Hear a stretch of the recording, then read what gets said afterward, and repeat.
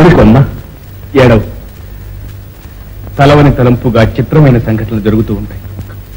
అంత మాత్రం చేత మనం అధైర్యపడకూడదు.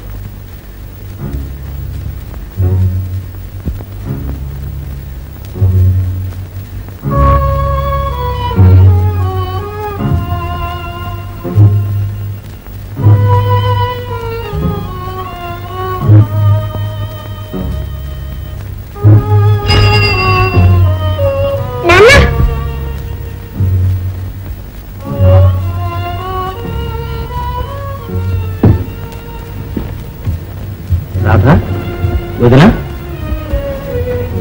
ఏమలా చీకట్లో కూర్చున్నారు?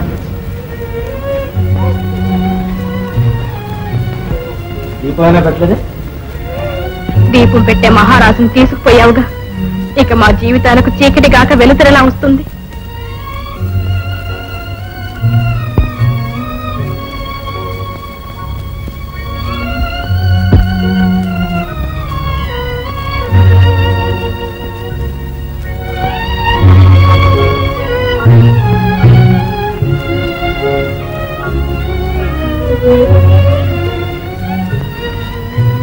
రాధా, రాధా, రాధా, మాట్లాడవా? నీకు కూడా నా మీద కోపమేనా?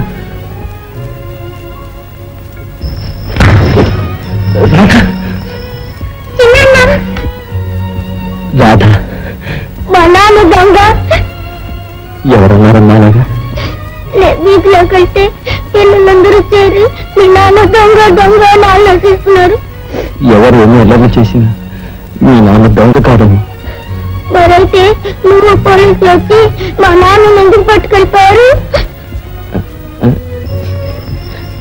అది తర్వాత చెప్తాను కానీ నువ్వు భోగి తిన్నావమ్మా? ఇంతసేపు అమ్మ రాని ఏడు చూపించినారు, వంట ఉండలేదు. రాణి కూడా వచ్చిందా? సరే పద, అమ్మతో చెప్పి ఐదు పాపం వస్తే రాదుగా శిక్ష. పసిబిడ్డను పస్తులు పెడతావా? మాట్లాడాము కదా, నిన్నే అడుగుతున్నాను. మన పస్తులు ఏడుపురు ఆఫీసర్లకు ఎందుకు? ఇన్స్పెక్టర్ గారిని తన గదిలోకి వెళ్ళమని రాజా, ఆయన భోజనం అక్కడికే వస్తుంది. ఏంటో మాట్లాడుతున్నా? మీరందరూ పస్తులతో మాడుతూ ఉంటే నేను భోజనానికి ఇంటికి వచ్చాననుకున్నావా? చేసిన పనికి సిగ్గుతో మొక్కుతూ నా ముఖం నీకు ఎలా చూపించడమా అని సగం చచ్చి ఇంటికి వచ్చాను. కన్న తల్లి కన్నా ఎక్కువగా నన్ను పెంచి పెద్ద చేసిన నువ్వే నన్ను అపార్థం చేసుకుంటే ఇక నా బాధలో ఎవరితో చెప్పుకోను వదిన. వదిన, మాట్లాడు వదిన. నన్ను క్షమించాలని ఒక్క చల్లని మాట చెప్పు వదిన. సరే, నా ముఖం చూడడానికి నాతో మాట్లాడడానికి నీకు ఎంత కష్టంగా ఉన్నప్పుడు ఇంకెందుకు ఇక్కడ? నేను వెళుతున్నా. మళ్ళీ నీ ముఖం చూసే యోగ్యత నాకు కలిగినప్పుడే తిరిగి వస్తా.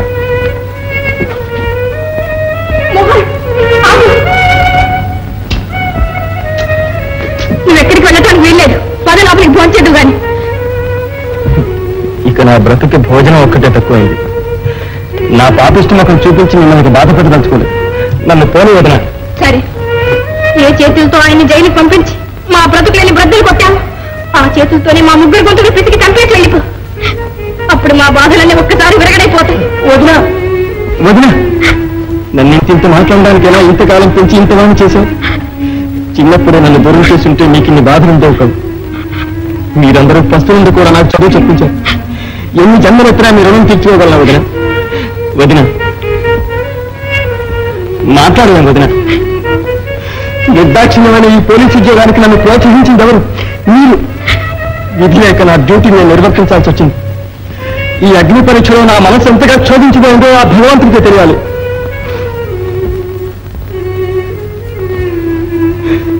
వదిన, ఈ నరకయాత్రలో నీవేనా నన్ను కనికరించి ఆదరించకపోతే నీ పాదాల వద్ద నా ప్రాణం ఇస్తాం. వద్దు నాయన, వద్దు. ఇంతకు ఇదంతా మన కర్మ. కర్మ కాదు వదిన, ఇదంతా ఏదో కుట్ర. చూడొదిన, అన్నయ్య ఎప్పుడు జీవిత సమరంలో సాహసించి యుద్ధం చేయటమే కానీ భయపడి పారిపోవటం నేర్చుకోలేదని నువ్వే కదా చెప్పావు. మీ అన్నయ్య నిర్దోష అన్న మాట మర్చిపోయావా మోహన్? చలి జీవనైనా చంపలేని దయార్థ హృదయుడి ఆయన ఇలాంటి హత్యలు చేస్తారు. తన చేతులతో ఎత్తి పెంచిన తన తమ్ముడి తన చేతులకు బేడీలు వేస్తున్నప్పుడు ఆయన మనసు ఎంత బాధపడిందో నీకేమో తెలుసు. ఆ బాధ నాకు తెలియకపోతే ఇంకెవరికమ్మా తెలిసేది? అంతేకాదు, అన్నయ్య ఎలాంటి హత్య చేయలేదని అంతకంటే బాగా తెలుసు. కానీ అన్నయ్యకి వ్యతిరేకంగా ఆ దొంగ చుట్టూ మరింట్లోనే కదమ్మా దొరికింది. అవును, నిన్న రాత్రి మన ఇంట్లోకి ఎవరో వచ్చి అవి పారేసిపోయారు. నేను అప్పుడే అన్నాను, ఎవరో వచ్చినట్లుంది చూడండి అని. ఆయన వినిపించుకోలేదు. ఎవరో రాక్షసులు ఆయన హాని తలపెట్టి ఇదంతా చేశారు. జరిగింది ఏదో జరిగిపోయింది, ఇక విచారించుకోవద్దు. ధైర్యం వహించు. సర్వసాక్షి అయిన ఆ భగవంతుడి మీద నీ విశ్వాసాన్ని జారవిడువు. నీచులు మోసం చేసి అమాయకుల బ్రతుకులు చీకటి పాలు చేసినా ఆ సర్వేశ్వరుడు వెలుగు చూపించి ఒడ్డుకు చేర్చకపోడు. అన్నయ్య నిర్దోషాన్ని నిరూపించేదాకా నిద్రపోని నీ పాదాలు పట్టి ప్రమాణం చేస్తున్నాను. నన్ను దీవించవదనా?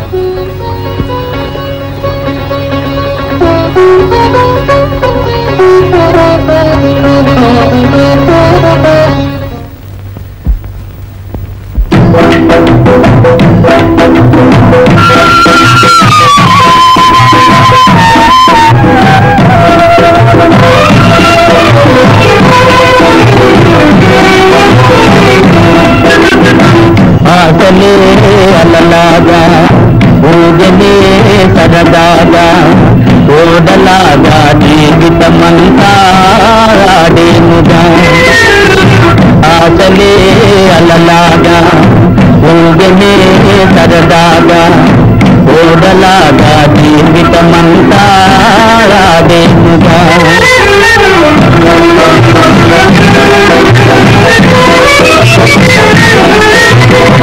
యౌవనం మన గాలిలో ఎదురు వలపుల చేరులో ఆలు మదలు గతగా ఉరికముగా సుఖింపులుగా రేపటిలో కమ్మాటే మరతీరిపోయేరుగా.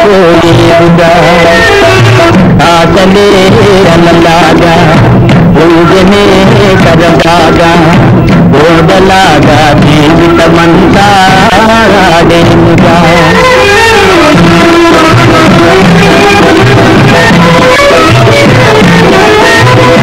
జీవితము పద్ధతిలో దేశము పనలేదులో సొగసు వయసు మరలా రాతిలా ముసలి పనమేలా కాలంతో కదతూడగయంతో వింతలా. ఆకలే అలలాగా ఊగనే సరదాగా ఓడలాగా జీవితమంతా ఆడేముగా.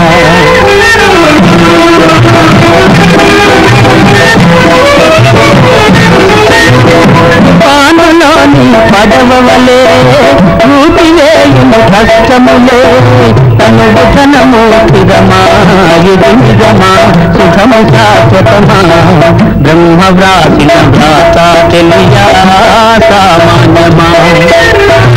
ఆటలే అలలాగా ఊగనే సరదాగా ఓడలాగా